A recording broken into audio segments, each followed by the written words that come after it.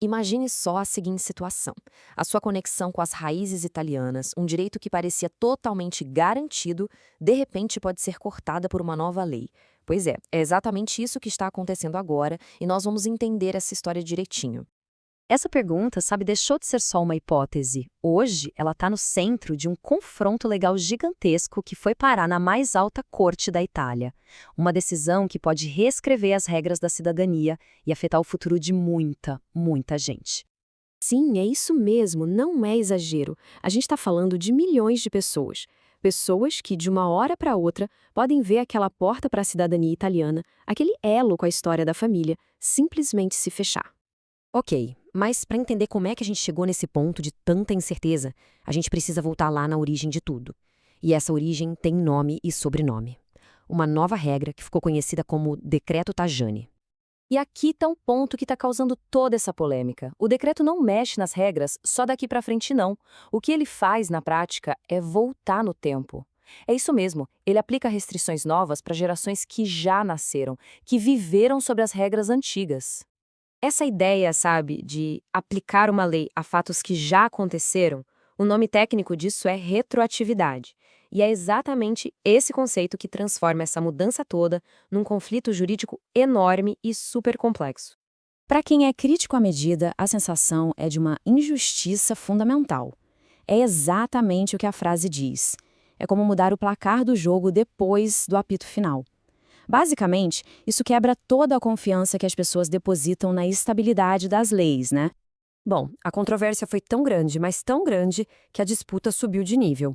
Agora, a palavra final sobre tudo isso está nas mãos da Corte Constitucional, que é o tribunal máximo da Itália. E nesse tribunal, o cenário é muito claro. De um lado estão os descendentes de italianos, junto com seus advogados, claro, lutando por aquilo que eles veem como um direito ancestral.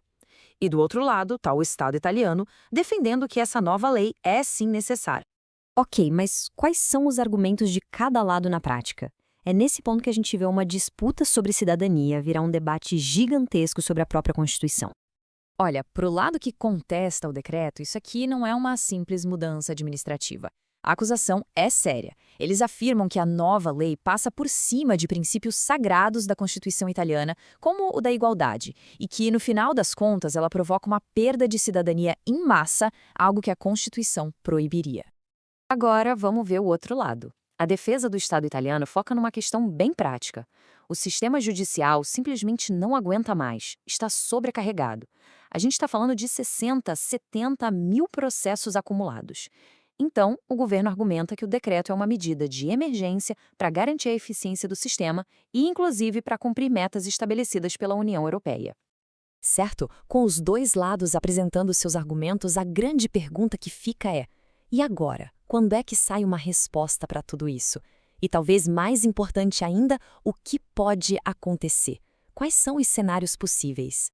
Bom, o caminho até essa decisão final já começou. Tivemos questionamentos importantes nos tribunais em 2025. Mas agora, a tensão toda se volta para um único dia, o momento decisivo. A audiência pública lá em Roma, marcada para 11 de março de 2026. Vai ser nesse dia que os argumentos finais serão colocados na mesa. E depois dessa audiência, a COT vai ter basicamente 3 caminhos para seguir. E olha, cada um desses caminhos leva a um futuro completamente diferente. A primeira opção é manter o decreto do jeito que ele está. A segunda é anular só a parte da retroatividade. E a terceira é derrubar a lei inteira. As consequências, como dá para imaginar, são gigantescas em qualquer um desses cenários. Mas sabe, se a gente deixar o juridiquês um pouco de lado, a gente percebe que esse caso vai muito além. Ele toca em questões muito profundas, como identidade e a sensação de pertencimento. Porque no fundo, esse confronto todo na justiça força a Itália a se fazer uma pergunta fundamental. Afinal, o que significa cidadania? É um direito que vem da história, do sangue, que é herdado? Ou é um status que o Estado pode simplesmente dar ou tirar, limitando conforme as próprias necessidades do momento?